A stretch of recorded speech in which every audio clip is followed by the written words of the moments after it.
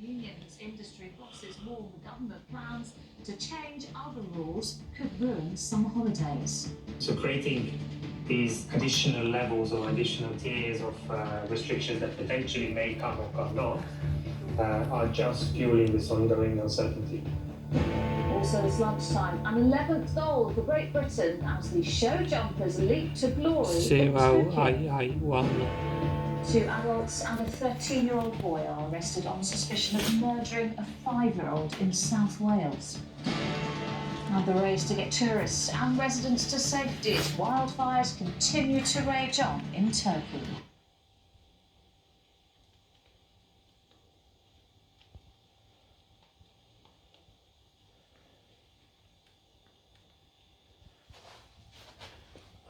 I was stuck on that one.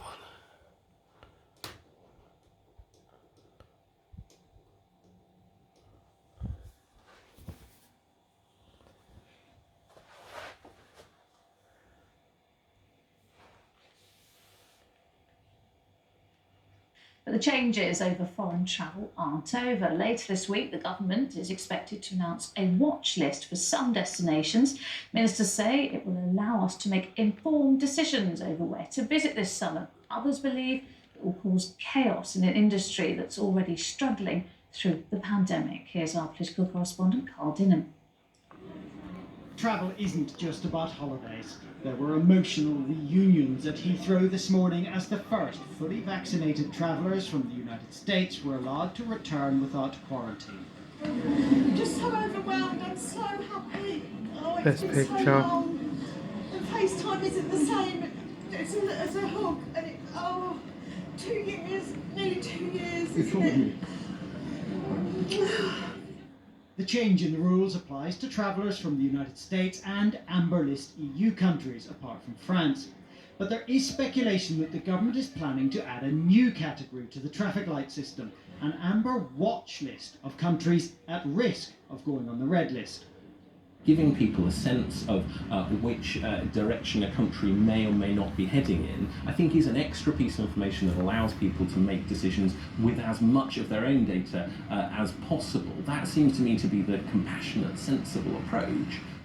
But it's thought Spain could be one of the countries being considered for any Amber watch list, and there are concerns that other major holiday destinations like Greece and Italy could follow.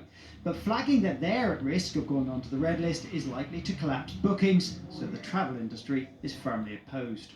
Creating these additional levels or additional tiers of restrictions that potentially may come or come not are just fueling this ongoing uncertainty for the consumer confidence and the ability to make plans for the summer holidays. Would this not be helpful to consumers because it would show them which countries were potentially about to change and allow them, it would give them more information to make up their minds?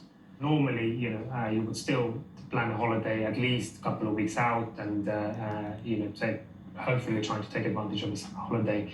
So having this uncertainty, it just puts people in limbo. And with just 6 to 8 weeks left of the peak holiday season, travel industry representatives say tens of thousands of jobs are already at risk in their beleaguered sector.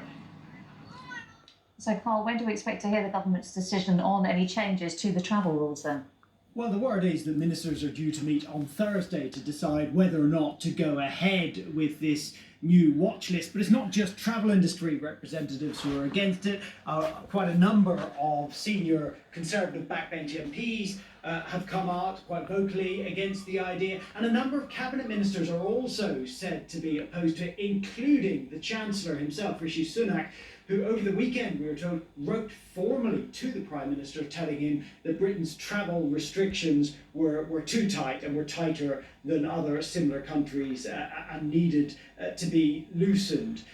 So it doesn't look necessarily like this idea will come into force if the opposition to it in government is strong enough. And also, however well-intentioned it may have been, it just doesn't look a particularly well-ordered policymaker